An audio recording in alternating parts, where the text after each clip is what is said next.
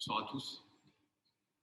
Donc, premier point sur la cimenterie d'Arvaux aujourd'hui. Donc, vous le savez, la cimenterie d'Arvaux est sur la commune d'Arvaux, la communauté de communes de l'Arvaux du Val de Thoué. On a eu le plaisir de fêter les 100 ans de la cimenterie il y a 2 ans. Donc, la cimenterie a été créée en 1919 et donc elle est créée depuis plus de 100 ans sur le territoire. La cimenterie donc, est sur une superficie de 21,6 hectares. Et notre cimenterie aujourd'hui a une production annuelle d'environ 830 000 tonnes de ciment, sur une gamme de ciment qui est relativement large et qui permet d'alimenter au final toute la profession bétonnière sur les 4 régions que sont donc, la Bretagne, les Pays de Loire, donc Centre-Val de Loire et puis le Ouest. Quand je parle de tous les métiers du béton, c'est à la fois donc, les préfabricants, les bétonniers, les grandes surfaces de bricolage et autres travaux. L'usine en elle-même emploie aujourd'hui plus de 130 salariés d'emploi direct et fait travailler un peu plus de 200 entreprises locales, que ce soit sur des logiques donc, de transport, d'approvisionnement d'énergie ou de maintenance. Donc, ça représente environ un peu plus de 300 emplois indirects et pour vous donner une idée, 600 000 heures de travail générées sur l'usine d'Arvaux, donc après au niveau local, a permis de réaliser des chantiers d'envergure, qui peuvent être donc, le théâtre de Saint-Nazaire ou le pont de Chéviré à Nantes, mais c'est également plusieurs milliers de logements publics ou de maisons individuelles qui sont créées chaque année.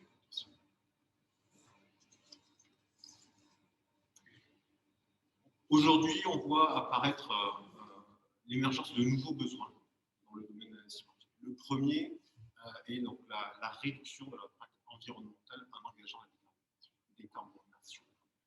La neutralité carbone est en effet une priorité du milieu cimentier pour 2 raisons. La première, donc, la création du clinker, qui est notre produit semi-fini, nécessite la décarbonatation du calcaire et l'utilisation d'énergie. Pour autant, le milieu cimentier, donc les ciments calciens, travaille depuis plusieurs années sur des moyens pour diminuer cette empreinte carbone, notamment avec l'augmentation de l'utilisation de combustibles alternatifs en lieu et place de combustibles fossiles, et au développement de nouveaux ciments qui voient la substitution progressive du clinker avec d'autres. Le but est d'atteindre une neutralité carbone sur le béton, sur le cycle de vie du béton à horizon 2050. Et donc, le projet d'Arvaux s'inscrit dans cette logique. Le deuxième besoin est une recherche de compétitivité de l'industrie cimentière. Aujourd'hui, sur le marché national, les cimenteries voient un modèle intégré, à savoir que, quand on parle de modèle intégré, on parle de la totalité du process depuis l'exploitation de la carrière, transformation en cru, cuisson, production du ciment et expédition du ciment. Ces derniers temps, on voit apparaître de nouveaux acteurs sur le marché du ciment, qui sont des logiques de centres de broyage qui importent du clinker hors Union européenne et qui broient justement ce clinker pour produire du ciment.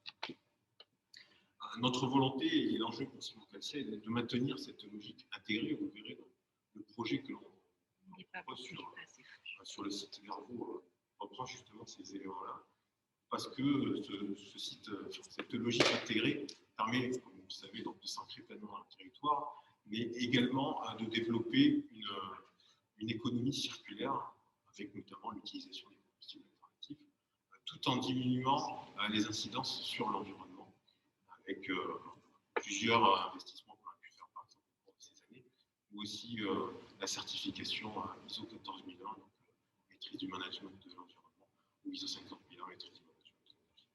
C'est dans cette logique-là que le projet d'Arvaux s'inscrit. Un troisième point, donc un troisième besoin est une réponse aux besoins du marché de l'ouest de la France. Le marché français cimentier a une longue histoire, puisque le ciment a été créé par un Français, Louis Vicat, en 1817. Et depuis ce temps-là, le marché français s'est développé. Aujourd'hui, on a environ une vingtaine de cimenteries sur le territoire national, dont une dizaine pour le groupe Ciment. Cette histoire, cette longue histoire a amené un vrai savoir-faire en termes de ciment, savoir-faire d'ailleurs qui s'est trouvé être un appui pour les entreprises de la construction française, qui, comme vous le savez, aujourd'hui comptent parmi les plus grosses entreprises mondiales dans le domaine. La France est aujourd'hui le deuxième marché en termes de production de ciment, avec une production d'environ 18 millions de tonnes. C'est un marché qui est mature et qui vise à améliorer de façon continue les systèmes de construction. Et donc Hervaux s'inscrit totalement dans cette logique-là, avec un marché local qui est le marché donc, des 4 régions que je vous ai évoquées, à savoir donc, Bretagne, Pays de Loire, Centre-Val de Loire et puis la Nouvelle-Aquitaine. Le dernier besoin qui émerge et qui est spécifique à l'usine d'Hervaux sont des équipements modernisés. Comme je le disais plus tôt, notre usine a fêté il y a peu donc 100 ans d'existence. Elle a vu donc diverses modernisations sur les années 1980 avec les nouvelles installations de broyage, les années 90, donc c'était logique d'ensachage à l'expédition. Dans les années 2000, on a installé donc 2 filtres à manche sur les lignes de production. Et aujourd'hui, notre volonté est de renouveler la grande majorité au final de nos équipements pour pouvoir avoir une bonne productivité tout en maintenant une forte intégration au territoire avec l'utilisation des combustibles alternatifs. Donc, quels sont les enjeux de notre projet de modernisation? Donc, le premier enjeu est un enjeu environnemental. Comme on le disait tout à l'heure, la baisse de l'empreinte CO2 est un fort enjeu pour nous. Et le projet d'Hervaux aurait vocation à devenir une des références en termes d'émissions de CO2, les émissions les plus faibles, puisque on pourrait opérer une diminution de 27%, équivalent de 27% de CO2 en moins sur 6 ans, avec ce nouveau projet, ces nouvelles installations. Essentiellement lié à une forte augmentation de l'utilisation des combustibles alternatifs en lieu et place des combustibles fossiles que peuvent être le coke et le charbon. Un enjeu environnemental également au niveau des émissions et émissions de SO2 et de NOx. Aujourd'hui, donc le process voie semi-sèche que nous avons à Hervaux permet, nous avons développé tous les moyens disponibles, je dirais, sur ce process pour pouvoir minimiser ces émissions-là. Et il n'y a plus aujourd'hui de marge de manœuvre. Avec l'utilisation des meilleures techniques disponibles dans le monde scientifique qui seraient donc appliquées au niveau de notre projet, nous pourrions donc améliorer encore les logiques d'émission. Un deuxième enjeu qui est l'enjeu humain. L'enjeu humain avec déjà le développement des compétences du personnel Ciment Calcia à Hervaux, puisqu'il travaillerait avec les meilleures techniques disponibles et les outils de pointe que l'on peut avoir aujourd'hui dans l'industrie cimentière. Un enjeu humain aussi en termes de développement de l'attractivité du site, puisque ce site donc, serait une référence en termes d'industrie cimentière, et donc attirerait logiquement les professionnels de l'industrie. Et un dernier enjeu humain aussi avec l'amélioration de toutes les incidences environnementales liées au process dans des domaines aussi différents que les émissions, la gestion de l'eau et autres, donc une amélioration au final pour les. Enfin, un enjeu économique local avec un fort renforcement donc, de la dynamique économique avec le maintien donc, des emplois directs et des emplois indirects, développement des emplois indirects, notamment sur les filiales de combustibles alternatifs, et en recours à la sous-traitance donc, à hauteur du projet sur, comme vous le disiez, les logiques de transport de combustibles alternatifs, encore une fois, de maintenance. Donc, la localisation du projet. Si on regarde donc le projet en lui-même, donc la surface totale du projet est de l'ordre de 44 hectares. Vous devez avoir l'écran, oui. Donc ça dépasse le périmètre actuel que je vous ai évoqué pour une raison qui est simple, c'est que la construction de la nouvelle ligne se ferait en parallèle de l'exploitation des 2 lignes actuelles, de façon à ce que la production soit continue au bout du site. À savoir donc que l'ensemble foncier appartient à Ciment Calcia. Donc, si on fait un focus sur les principales composantes du sujet, du projet, pardon, donc elles sont au nombre de 3. On peut dénommer 3 piliers. Donc le premier, c'est le remplacement des 2 lignes de cuisson par une ligne de cuisson unique, la production de 4000 tonnes de clinker, en utilisant donc les meilleures techniques disponibles. Une ligne de cuisson qui permettrait aussi de retrouver une homogénéité entre production de clinker et production de ciment, puisque vous le savez, aujourd'hui, on a obligation d'importer au final du clinker pour pouvoir à la production de ciment qui est réalisée sur le site vert. Deuxième pilier, c'est le traitement des rejets atmosphériques, comme on l'a évoqué plus tôt, donc avec la diminution des incidences environnementales, et notamment dans les émissions de CO2, SO2, NOx et poussière. Et le troisième point, c'est la modernisation des ateliers de broyage. Donc là, plus dans une logique de flexibilité. On ajouterait donc 2 mélangeurs de façon à pouvoir produire de nouvelles qualités de ciment et répondre aux besoins du marché de demain. Un outil plus flexible et plus adapté aux évolutions du marché. Donc, si l'on regarde un peu plus en détail le projet Ciment Calcia Airvo 2025, on voit que c'est un projet d'envergure puisqu'il amène à la modernisation de 80% des installations. Et quand on parle de 80% des installations, on est quasiment à 100% sur la ligne de cuisson. Ce que l'on entend donc par ligne de cuisson, c'est à partir du concasseur, la création d'un nouveau concasseur. Donc l'extraction au niveau de la carrière du fleuve d'argent se ferait de la façon identique à aujourd'hui, avec les dumpers qui ramènent le calcaire à l'usine, mais cette fois concassé dans un nouveau concasseur, de façon à ramener la matière à une dimension utilisable pour le broyage du cru, pré-homogénéisation et broyage du cru, qui seraient eux aussi entièrement nouveaux. Il y aurait la création d'un hall de pré-homogénéisation longitudinale, complété par un broyeur à cru vertical. Aujourd'hui, on a une technologie de broyeur à cru horizontal. Et donc, ce broyeur à cru vertical, broyeur à meule, permettrait notamment une diminution de consommation électrique de ces substances. Une fois que donc, le cru, la farine qui sert en fait à la cuisson est créée par ce broyeur à cru, il va donc dans un système de préchauffage et de cuisson qui eux aussi seraient entièrement nouveaux.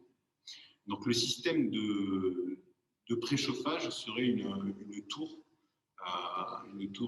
à 5 étages de cyclone avec précalcinateur. On change de process. Aujourd'hui, on est sur un process voie semi-sèche avec un préchauffeur qui s'appelle une grille de Paul. On passerait donc sur un préchauffage voie sèche. On va chauffer directement le cru qui a été créé. Donc dans cette tour de 5 étages de cyclone, j'y reviendrai un petit peu plus en détail juste après. Et donc le four, lui, également serait nouveau. Donc, au final, on a toute cette ligne de cuisson, depuis le concasseur jusqu'au stockage du clinker, qui serait entièrement nouveau. Et donc en complément de ça, on va venir moderniser 40% environ des installations de broyage ciment, notamment avec l'ajout de séparateurs de dernière génération sur 4 broyeurs, et donc l'ajout des 2 mélangeurs, comme je vous l'ai évoqué précédemment, de façon à pouvoir à une meilleure flexibilité sur nos ateliers. Donc, vous pouvez voir juste sur la slide suivante une version, une photo prise du dessus du projet. Et ce que vous pouvez noter, donc, notamment, c'est que ce projet implique la construction de plusieurs bâtiments supérieurs à 10 mètres de hauteur, de la mise en conformité du document d'urbanisme, dont une tour à cyclone d'une hauteur d'environ 135 mètres. Donc, je vais vous détailler juste après donc, le process. Donc la tour à cyclone que vous avez juste à l'écran. Donc qu'est-ce qu'une tour à cyclone? Je pense que pour comprendre ce qu'est un préchauffeur type tour à cyclone, il faut déjà comprendre la logique du cyclone en lui-même.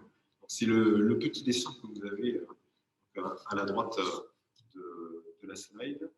Donc vous voyez que globalement, la matière qui est broyée, la farine qui est sortie de ce broyage du cru, est amenée avec des gaz dans un cyclone et va tourner autour du tube central qui se trouve dans le cyclone. C'est pendant cette rotation que les gaz vont échanger la chaleur avec la farine. Donc on va préchauffer en fait dans cette logique de rotation qui se fait à l'intérieur du cyclone. Une fois que donc, cette rotation s'est réalisée, la farine, par effet gravitaire, va descendre sur la partie basse du cyclone et les gaz qui auront transmis leur chaleur entre-temps seront inspirés dans le tube central du fait de la dépression qui est dans le cyclone. Lorsque vous superposez 5 cyclones, donc vous avez au final le principe de la tour à cyclone qui est. Il faut comprendre que la matière froide qui vient d'être broyée arrive en partie haute de la tour à cyclone et au fur et à mesure qu'elle descend les étages, elle croise des gaz qui sont de plus en plus chauds et qui lui échangent du coup cette chaleur et qui font que cette matière arrive à une température d'environ 1000 degrés avant d'arriver à l'intérieur du four. Donc on va finir la cuisson dans le four, mais toute la logique de pré-cuisson aura été faite dans la tour à cyclone.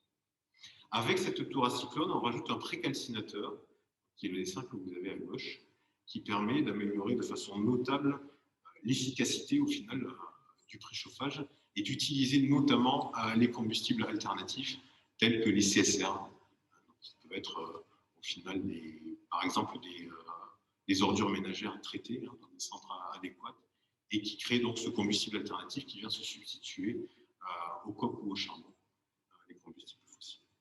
Donc ce précalcinateur reçoit en partie basse les combustibles, il est en dépression. Au fur et à mesure que les combustibles brûlent, leur poids diminue, donc ils montent en fait dans ce précalcinateur. On augmente ainsi de façon notable le temps de combustion de ces combustibles, ce qui nous permet d'en utiliser une plus grande capacité et des combustibles qu'on ne peut pas utiliser aujourd'hui dans le process. Voilà, donc si l'on revient sur les procédures et les moments d'échange à venir avec le public, donc déjà, sachez que le projet Ciment Calcier Aéro 2025 ambitionne une mise en service industrielle début 2025. C'est pour ça qu'on a choisi ce moment-là. Le début du chantier lui serait envisagé donc courant 2022, après donc l'obtention des permis de construire et puis arrêtés préfectoraux. Et ça représente, vous le savez, on est sur un montant qui avoisine les 300 millions d'euros, exactement, donc 285 millions. Donc, si on revient sur les moments d'échange à venir, comme on en parlait plutôt en logique d'introduction, Monsieur le Président, donc une concertation qui sera, elle, plus spécifique sur le projet concertation CNDP qui aujourd'hui a des dates prévisionnelles entre juillet et septembre 2022, et donc ensuite une enquête publique concomitante sur les différentes procédures sur la fin de l'année. Beaucoup Bruno pour ces présentations, donc synthèse du projet. Vous l'avez compris, on est sur les grands principes du projet aujourd'hui et la concertation qui s'annonce cet été aura vocation à rentrer davantage dans le détail et surtout de permettre des échanges précis sur le projet lui-même, ses composantes et ses incidences. Aujourd'hui, on l'a précisé à de nombreuses reprises, mais c'est important parce qu'on voit bien que ces deux procédures qui se juxtaposent l'une à l'autre, c'est quand même quelque chose qui n'est pas évident et intuitif, donc c'est bien qu'on puisse vous le rappeler. Et donc, on va rentrer dans le cœur de la procédure qui nous occupe ce soir et qui est celle de la mise en compatibilité du document d'urbanisme et mieux comprendre à la fois avec Monsieur Fouillet et ensuite avec Madame Barbeau pour une dimension encore un peu plus technique, ce qui se joue dans cette mise en compatibilité, ce qu'elle concerne, ce qu'elle fera évoluer et comment cette procédure est conduite. Monsieur Fouillet, je vous laisse peut-être la première partie sur l'intérêt général du projet et Madame Barbeau sur les aspects plus techniques. Oui, effectivement, l'intérêt général du projet, vous l'avez déjà entendu, à la fois dans mon introduction, à la fois dans la reprise de mes côtés. Le projet Aéro 2025 a pour ambition de moderniser cet équipement qui aujourd'hui, ne se cache pas, est vieillissant et est très attendu sur le territoire au regard des différentes implications qu'on a déjà eues dans le cadre de la procédure et des différents communiqués de presse qu'il y a pu y avoir. On peut imaginer, on peut dire que la volonté de ce projet, c'est de maintenir un site existant pourvoyeur d'emplois direct et indirect. Chacun sait comment se compose le territoire de l'Aéro des Vals du Touet déjà depuis de nombreuses générations. On a parlé de 1919, l'installation sur le site de la cimenterie. aujourd'hui, on a fêté les 100 ans il y a quelques mois maintenant, combien l'attractivité et le positionnement de notre territoire est dépendant de cette entreprise, que je qualifie souvent de mythique du territoire, de par son interaction avec l'ensemble des services présents sur la commune d'Hervaux, qu'ils soient des services commerciaux, des services industriels aussi, toute l'industrie et tout ce qui peut se faire au travers de la cimenterie, et qui participe d'autant à l'attractivité de notre territoire. Les emplois directs et indirects, qualifiés très souvent entre 400 et 500 emplois directs et indirects générés par la cimenterie sur notre territoire. Donc autant de familles qui vivent de cette industrie majeure et qui consomment dans nos commerces et qui font fonctionner aussi toute la dimension sociale de notre territoire, avec notamment l'implication dans les écoles, dans les associations.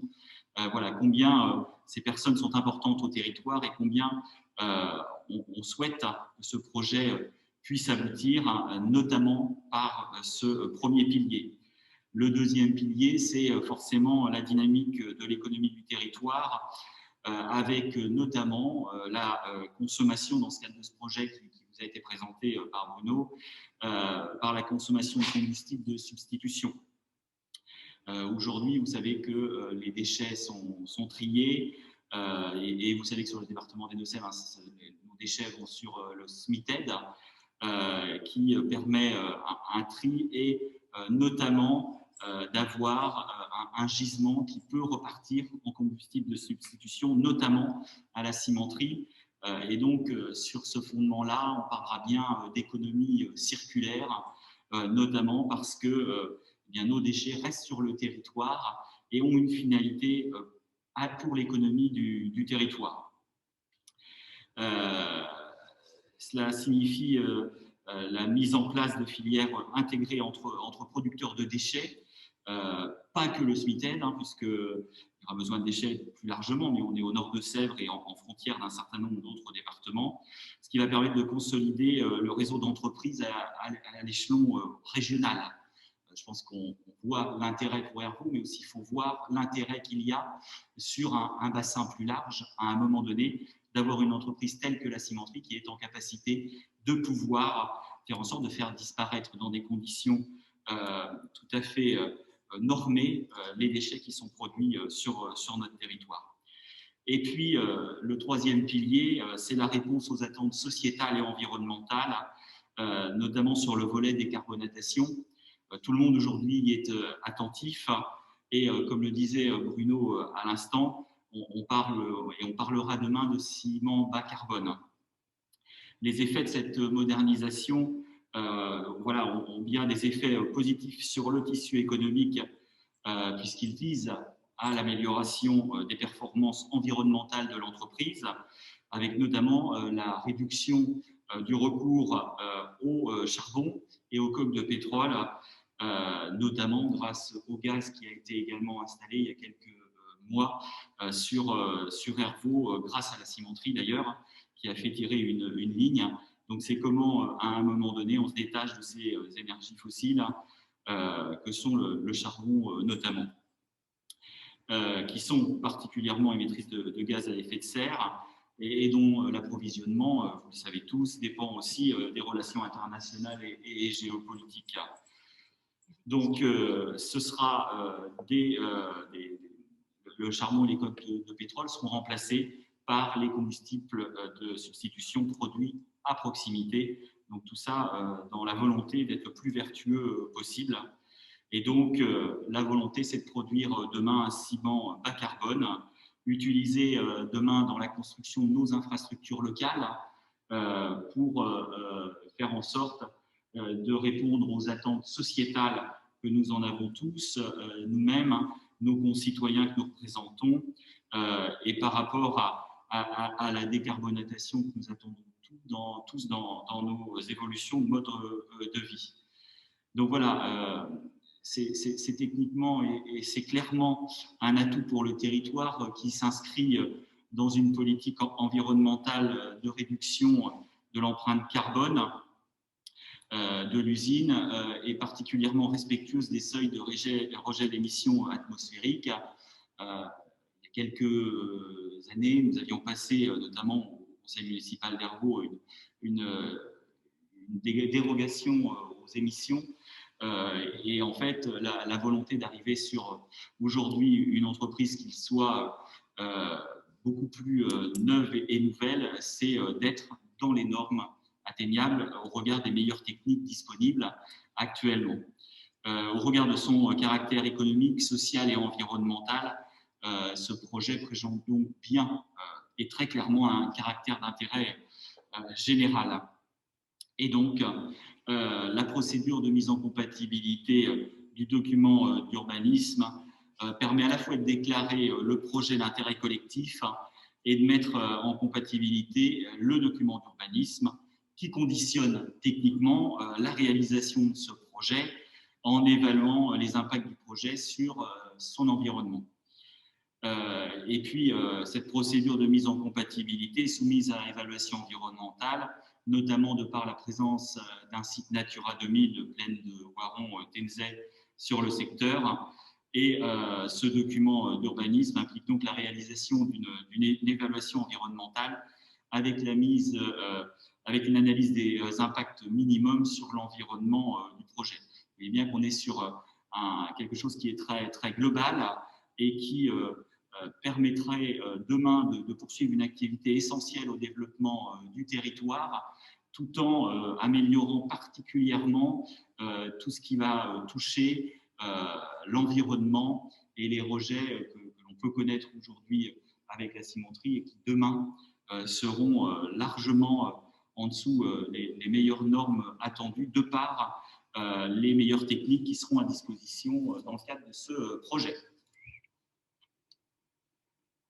Madame Norbeau, on vous laisse la parole pour nous préciser ces évolutions. Voilà. Donc, M. Fouillet a bien présenté un des aspects fondamentaux de la mise en compatibilité du PLU qui porte donc sur la démonstration d'intérêt général et la prise en compte de l'environnement.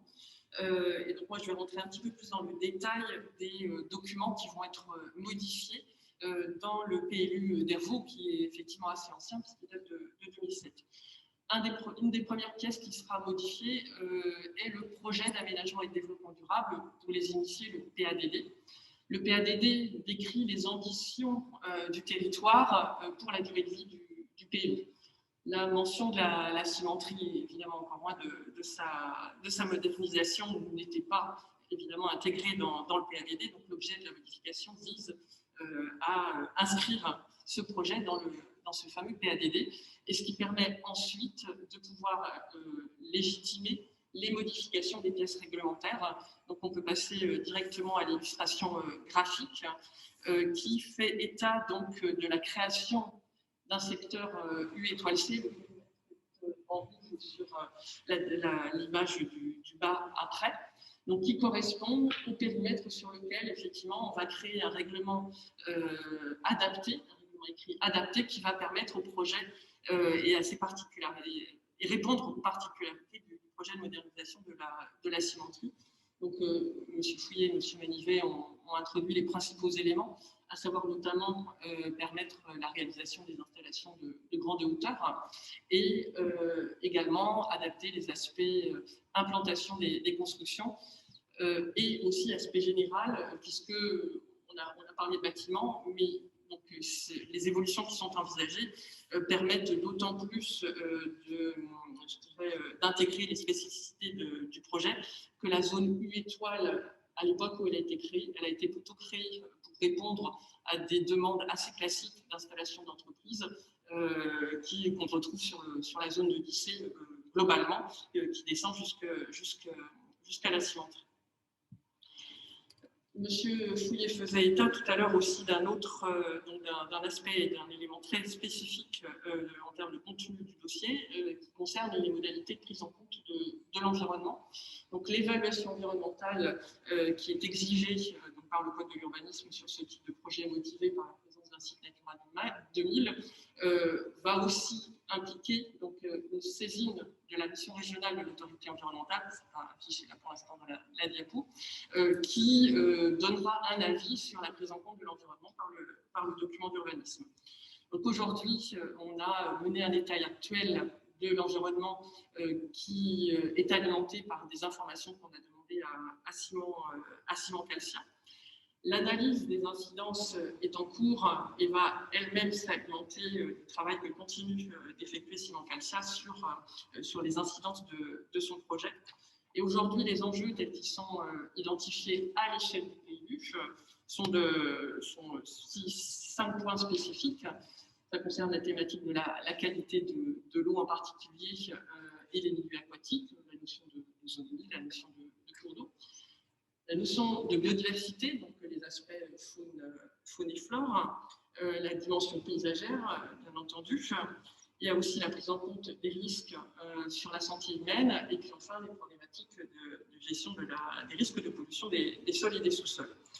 Au regard de ces éléments-là, donc on va adapter plus finement le règlement du PLU en fonction des incidences positives et négatives qui vont être définitivement posées. Je rappelle simplement à titre d'information quelle est la portée du règlement. Donc, un des premiers éléments qui permet de cadrer les choses, c'est bien la délimitation et la portée du trait de la zone étoile C, telle que vous la voyez ici. Et les deuxièmes éléments sont dans la partie réglementaire, et donc le règlement du PLU, au-delà des histoires de hauteur, d'implantation et d'aspect extérieur, impose aussi des objectifs en termes de qualité des rejets des eaux usées, par exemple. Donc voilà comment les choses vont s'articuler dans la mise en compatibilité du PLU au regard des enjeux environnementaux et de la réalisation du projet. Pour terminer et avoir une visibilité complète de la procédure de mise en compatibilité du PLU spécifiquement, donc vous avez ici un peu le synoptique du planning général, donc à savoir que la mise en œuvre de la procédure, comme le rappelait M. Fouillet tout à l'heure, a été délibérée à l'échelle de la communauté de communes qui est donc compétente et maître d'ouvrage de la procédure d'urbanisme. Donc cette délibération a eu lieu le 13 janvier, elle a défini aussi les modalités de la concertation. Donc aujourd'hui, on est dans cette phase de concertation. Une fois que le dossier de mise en compatibilité sera bien consolidé et que l'évaluation environnementale sera finalisée, le dossier sera donc soumis à l'avis de cette mission régionale de l'autorité environnementale, donc c'est prévu pour juin prochain, et cette saisine va durer 3 mois. Et l'avis de la MRAE sera ensuite, je dirais, conforté, analysé, amendé dans le cadre d'une réunion avec un ensemble de services, en particulier les services de l'État, les chambres consulaires, l'établissement public qui s'occupe du SCOT aussi, et dans le cadre de ce que l'on appelle un examen conjoint. C'est le terme consacré dans le Code de l'urbanisme. Cette réunion d'examen conjoint donnera elle-même lieu à la rédaction d'un compte-rendu, et donc l'avis de la MRAE et le compte-rendu seront disponibles en même temps que le dossier complet et mis à la disposition du public lors de l'enquête publique. Donc cette enquête publique, on l'a dit tout à l'heure, elle sera concomitante avec celle liée au titre du Code de l'urbanisme, de l'environnement, pardon. Elle sera concomitante à celle du projet. Donc on est sur des enquêtes publiques, on va dire classiques, d'un mois, avec mise à disposition d'un commissaire enquêteur, et puis derrière un délai pour le commissaire enquêteur pour établir son avis qui est d'un mois également.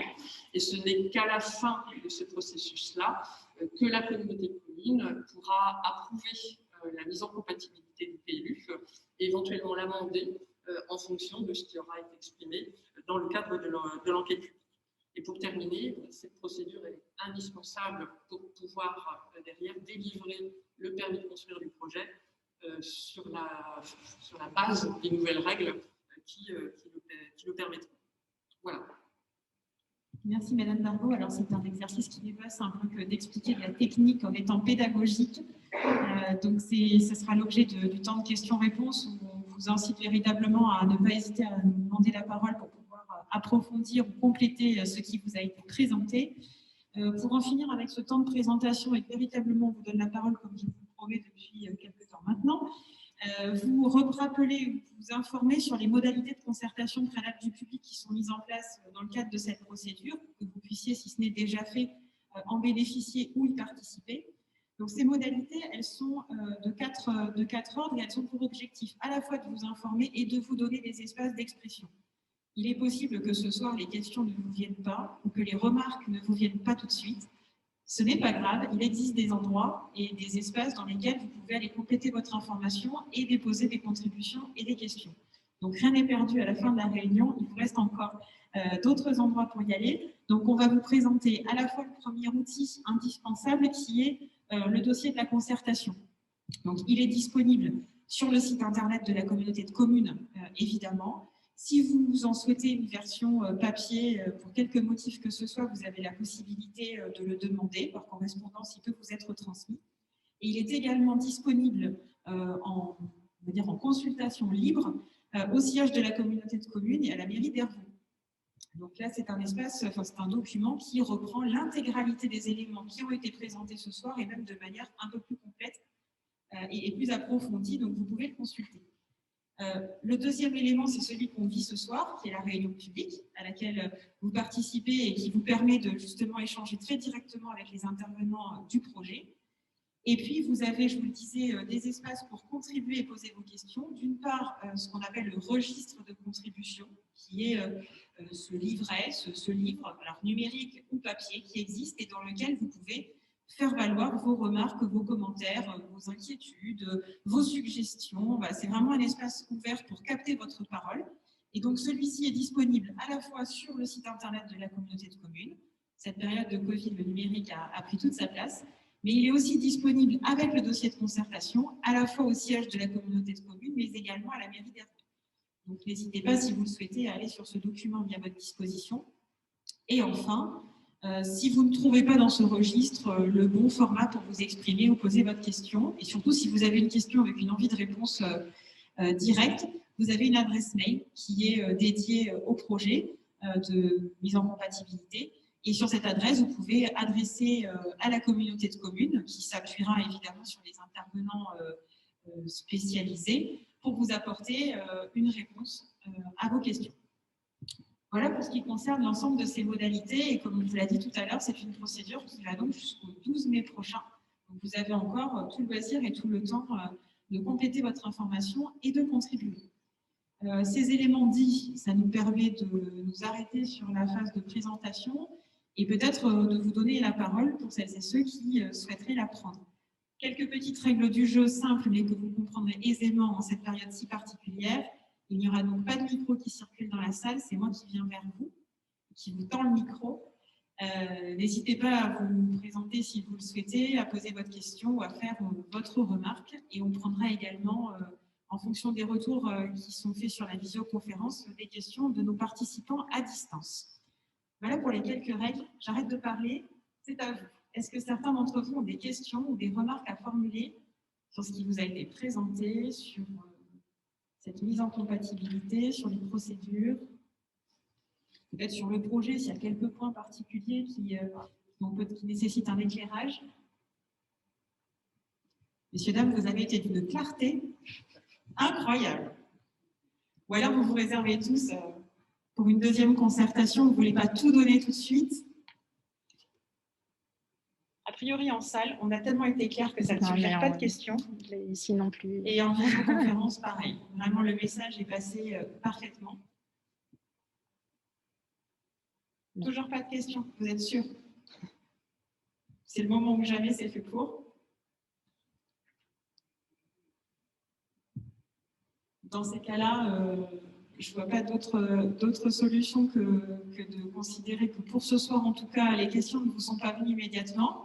Donc, n'hésitez pas à le faire a posteriori parce que les avis soient positifs ou négatifs, tous comptent dans ce genre de moment.